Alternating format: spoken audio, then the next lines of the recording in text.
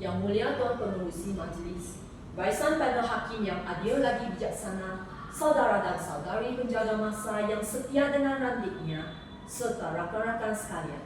Salam Malaysia Madani dan salam sejahtera saya ucapkan kepada semua. Rukun negara sebagai prinsip perpaduan demi kejayaan dan kestabilan rakyat. Begitulah tajuk pidato saya pada hari ini. Para hadirin yang saya kasihi sekalian, Malaysia, sebuah negara yang terdiri daripada rakyat berbagai kaum, mempunyai nilai hidup sosial, kebudayaan dan kepercayaan yang berbeza. Atas sebab inilah, maka kita memerlukan suatu kesatuan yang utuh untuk menyatu padukan kita semua. Kerajaan Malaysia telah melancarkan rukun negara pada tanggal 31 Ogos tahun 1970. Rukun negara merangkumi 5 prinsip iaitu kepercayaan kepada Tuhan, kesetiaan kepada raja dan negara, keluhuran perlembagaan, kedaulatan undang-undang, dan kesopanan dan kesusilaan. Prinsip-prinsip di dalamnya menjamin perpaduan kaum, keamanan negara, serta mewujudkan rakyat Malaysia yang berjaya, berkualiti dan stabil. Kelima-lima prinsip ini bukan hanya dihafal, malah wajar dihayati serta dipraktikkan oleh setiap lapisan masyarakat. Semua prinsip yang terkandung dalam rukun negara merupakan kunci untuk memelihara serta mengekalkan keharmonian dan perpaduan kaum negara di sini.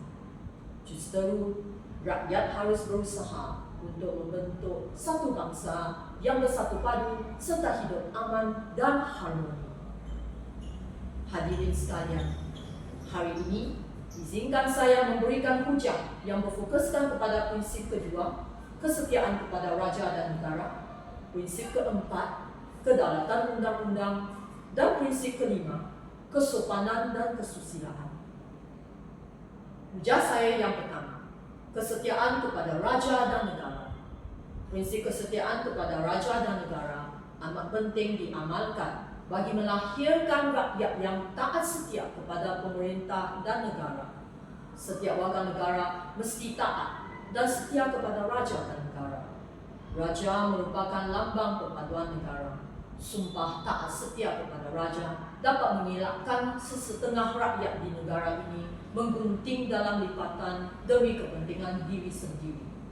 Menerusi perpaduan yang kukuh, tahap pencapaian ekonomi negara akan dapat dipertingkatkan agar taraf hidup rakyat akan bertambah maju di samping mewujudkan suasana politik yang stabil. Perpaduan yang kukuh dan kuat merupakan pemangkit kepada kecemerlangan negara. Ini adalah kerana dengan wujudnya perpaduan kaum, ekonomi negara akan dapat dipertingkatkan. Andainya rakyat tidak setia kepada raja dan negara, sudah tentu negara kita akan terdedah kepada pelbagai jenis ancaman. Rakyat yang berpecah belah pasti akan menjejaskan kedaulatan serta keharmonian negara, seterusnya menggugat ekonomi negara. Ujar saya yang kedua, kedaulatan undang-undang.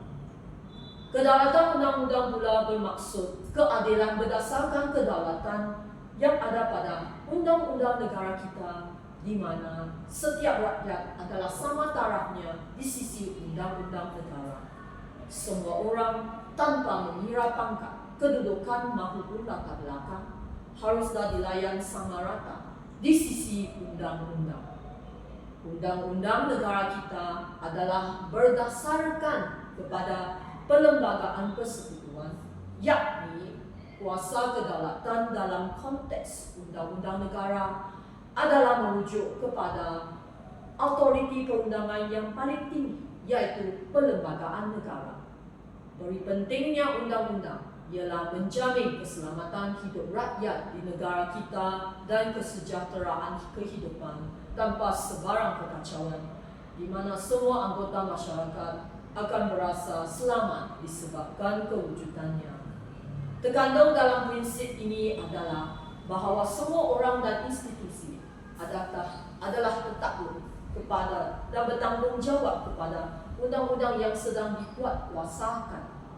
Perlembagaan dan undang-undang negara memberikan kebebasan asasi kepada setiap warga negara, namun kebebasan asasi yang diberi itu tidak bermakna kita bebas melakukan apa sahaja sehingga melanggar undang-undang dan perlembagaan negara. Di dalam perkara 149, Perlembagaan Persekutuan dengan jelas telah menyatakan bahawa undang-undang menentang sebarang perbuatan subversif, tindakan yang memudaratkan ketenteraman awam dan sebagainya. Rakyat secara amnya mempunyai hak seperti yang termaktub di dalam undang-undang negara dan bebas melaksanakan sesuatu perkara asalkan tidak melanggar batasan undang-undang serta perlembagaan persekutuan. Maka kesejahteraan hidup boleh dicapai jika semua pihak patuh kepada undang-undang negara kita. Ujar saya yang terakhir, kesopanan dan kesusilaan. Prinsip yang kelima ini menekankan perkembangan personaliti dan tingkah laku seseorang rakyat. Prinsip yang kelima ini menekankan peri pentingnya budi pekerti, tata susila dan kesopanan dalam kehidupan bermasyarakat. Sifat individu yang bersopan santun dan bersusila adalah amat penting dalam konteks perhubungan antara satu sama lain dalam masyarakat negara kita yang terdiri daripada pelbagai kaum. Tingkah laku yang sopan juga mengandungi darjah kesusilaan yang tinggi dalam kehidupan persendirian serta kehidupan beragama. Prinsip ini menjadi panduan yang penting supaya perilaku masyarakat sentiasa terpelihara dan berkembang sesuai dengan kepribadian bangsa dan nilai-nilai murni yang mencerminkan masyarakat Malaysia. Prinsip ini penting dalam konteks masyarakat majmuk Malaysia kerana dapat menggalakkan sikap saling menghormati, bertoleransi dan menjaga kehormatan antara kaum dan agama. Sebagai contoh, amalan kesopanan dan kesusilaan boleh dilihat dalam tingkah laku seharian seperti menghormati orang yang lebih tua, bertutur kata dengan sopan dan menjaga adab dalam pergaulan. Kempen budi bahasa budaya kita mempunyai kaitannya dengan prinsip ini yang bertujuan untuk memupuk nilai-nilai murni dan budi pekerti dalam masyarakat. Kesannya dengan mengamalkan nilai-nilai kesopanan dan kesusilaan agar dapat mewujudkan masyarakat yang harmoni, aman dan sejahtera serta memperkukuhkan perpaduan sesama kaum. Hadirin sekalian, kini negara kita Malaysia berada dalam proses pembangunan yang pesat sejajar dengan perkembangan teknologi terkini. Pada masa yang sama, kita juga menghadapi rintangan global yang besar. Dalam menghadapi zaman yang penuh dengan cabaran ini, janganlah kita lupa bahawa kejayaan negara kita pada hari ini tidak datang dengan mudah.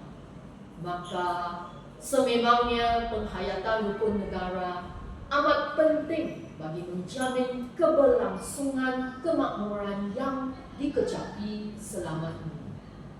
Sebelum saya mengundurkan diri, sekali lagi saya ingin menegaskan bahawa rukun negara seharusnya menjadi prinsip perpaduan demi kejayaan dan kestabilan rakyat.